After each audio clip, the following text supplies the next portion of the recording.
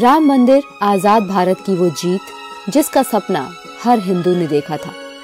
भारत के लिए भगवान राम केवल कहानी के पात्र नहीं हैं, बल्कि वो हमारे आदर्श हैं, हमारे संस्कार हैं। लेकिन उसी राम के मंदिर पर सालों पहले आक्रमणकारियों ने कब्जा किया और खुद भारत के ही लोगों को अपने आराध्य के लिए लड़ाई लड़नी पड़ी। कमल पुष्प सीरीज में आज हम बात करेंगे राम मंदिर आंदोलन की।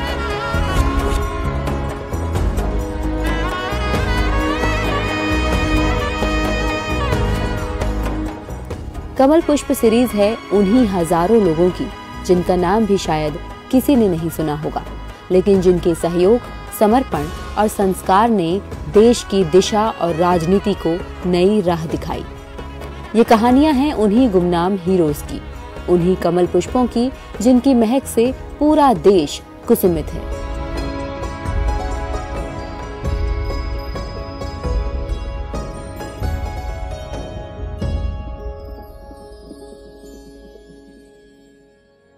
अयोध्या में भगवान श्री राम के मंदिर का निर्माण कार्य जोरों पर है, लेकिन ये निर्माण उतना आसान भी नहीं था। करीब 500 साल के दमन और 150 साल के संघर्ष के बाद रामलला को उनकी जन्मभूमि पर जगह मिल पाई। अदालतों से लेकर सड़कों तक हिंदुओं को रामलला को वापस विराजित करने के लिए संघर्ष करना पड़ा। वैसे तो इस लड़ाई में हर सच्चे हिंदू ने तन मन धन से साथ दिया और इस संघर्ष के सबसे बड़े सैनिक बने बीजेपी, राष्ट्रीय स्वयंसेवक संघ और विश्व हिंदू परिषद के लाखों कार्यकर्ता।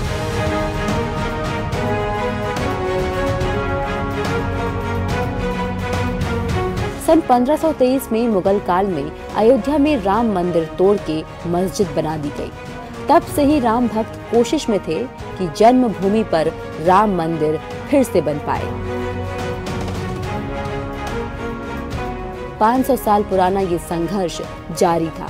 मामला पुलिस से लेकर कोर्ट तक लंबित था, लेकिन राम जन्मभूमि वापस पाने का संघर्ष आंदोलन बन गया। 1989 में जब विश्व हिंदू परिषद के इस आंदोलन की कमान बीजेपी ने थामी, बीजेपी ने जनता की नब्ज को पकड़ा और हर दिल में दबी प्रार्थना को पूरा करने का बीड़ा उठाया। राम जन्मभूमि आंदोलन आजाद भारत का सबसे बड़ा आंदोलन कहा जा सकता है, जिसने धार्मिक और सांस्कृतिक चेतना के आधार पर पूरे देश को एक कर दिया। आंदोलन के ऐलान के साथ ही आरएसएस और बीजेपी के लाखों कार्यकर्ता रामकाज में जुट गए। बच्चा बच्चा राम का, जन्मभूमि के काम का। 1990 में देश हर गांव, हर घर में ये नारा बुलंद था। हर शहर, हर गांव और हर घर में ये चेतना फैलाने का काम किया आरएसएस के लाखों स्वयंसेवकों ने। राजकोट के उमेश भाई राजगुरु ने पूरे गुजरात में राम जन्मभूमि आंदोलन को पहुंचाया। सुदूर गांव तक को आंदोलन में शामिल किया। इसी तरह छत्तीसगढ़ के पंडित विश्राम तिवारी ने गांव-गांव जाकर आंदोलन का अलख जगाया और राम नाम की महिमा ऐसी थी कि शायद ही कोई घर ऐसा हो जिसने राम काज में कोई योगदान न दिया हो, चाहे वो चंदा जुटाना हो या फिर कार सेवकों की सेवा करना। सालों से ठंडे बस्ते पर पड़ा राम जन्मभूमि का संघर्ष बीजेपी के जुड़ते ही तरोताजा हो गया था। सितंबर 1990 में लाल कृष्ण आडवाणी ने राम मंदिर के लिए रथ यात्रा शुरू की।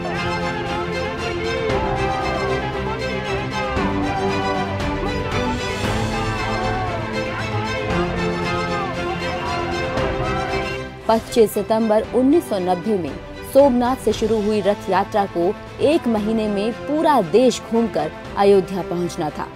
योजना थी कि पूरे देश से लोगों को मोबिलाइज करके अयोध्या लाया जाए।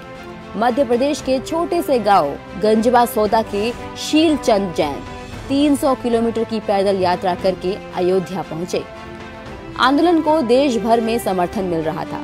बीजेपी नेता वाल्मीकि सिंह कार सेवकों का जत्था लेकर जब आजमगढ़ पहुंचे और उन्होंने अपना मकसद बताया, तो एक छोटा सा लड़का भागकर उनके चाय नाश्ते के प्रबंध में जुट गया।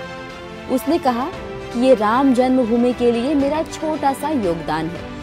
पश्चिम बंगाल के अनिद्य गोपाल मिश्रा ने पुरुलिया से रांची तक 4.5 किलोमीटर की कंक्रीट रोड बनवा दी ताकि कार सेवकों को कोई परेशानी ना हो।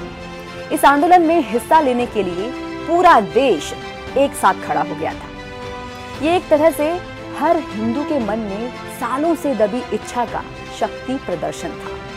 रथ यात्रा जब बिहार पहुंची तो वहां आडवाणी को गिरफ्तार कर लिया गया।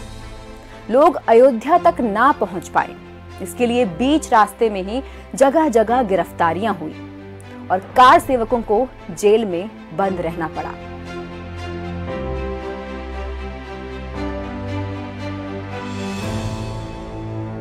गुजरात के मेघराज तालुका के वादीलाल नाथलाल दर्जी, तमिलनाडु के PR गणपति, उड़ीसा के बीजेपी विधायक प्रवंजन राय, जो 300 कार सेवकों के साथ थे, गोरखपुर से उमेश चंद्र श्रीवास्तव को पुलिस ने रास्ते में गिरफ्तार कर लिया।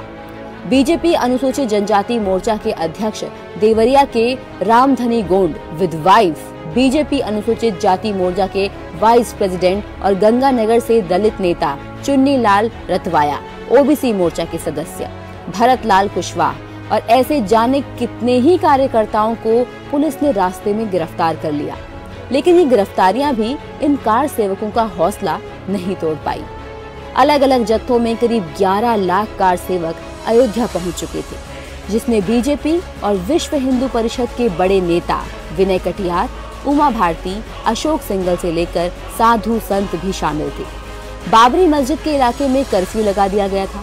शांतिपूर्वक आगे बढ़ रहे कार सेवकों पर लाठी चार्ज, आंसू गैस के गोले, सब कुछ छोड़ा गया, लेकिन कार सेवक फिर भी अपनी बात पर अड़े रहे। 30 अक्टूबर 1990 को मुलायम सिंह यादव के कहने पर पुलिस ने कार सेवकों पर फायरिंग कर दी। उसके बाद अलग अलग जगहों पर ये फायरिंग हुई। 2 नवंबर को पुलिस फायरिंग में करीब 1.5 दर्जन लोगों की जान गई। कलकत्ता के नौजवान कोठारी बंधु राम कोठारी और शरद कोठारी भी पुलिस की गोली लगने से जान गंवा बैठे, जिन पर पुलिस ने पॉइंट ब्लैंक रेंज से गोली चलाई थी। अगले 2 साल तक ऐसे ही ये आंदोलन चलता रहा। दिसंबर 1990 में एक बार फिर लाखों कार सेवकों ने अयोध्या कूच किया और 6 दिसंबर 1990 को कार सेवकों ने विवादित ढांचा ढहा दिया। विवादित ढांचा गिरने से नाराज दूसरे समुदाय के लोगों ने पूरे देश को दंगों की आग में झोंक दिया, जिसमें सैकड़ों लोगों की जानें गईं और देश धार्मिक हिंसा की आग में झुलस गया। सैकड़ों बलिदानों और सालों के संघर्ष के बाद आखिरकार दिसंबर 2020 में सुप्रीम कोर्ट ने हिंदुओं के पक्ष में फैसला सुनाया और राम मंदिर बनाने के आदेश दिए। 5 अगस्त 2020 को प्रधानमंत्री श्री नरेंद्र मोदी ने मंदिर का शिलान्यास किया। राम मंदिर के निर्माण की प्रक्रिया राष्ट्र को जोड़ने का उपक्रम है। जल्द ही ये सपना साकार हो जाएगा, जब राम जन्मभूमि पावन अयोध्या में श्री राम का भव्य मंदिर बनेगा।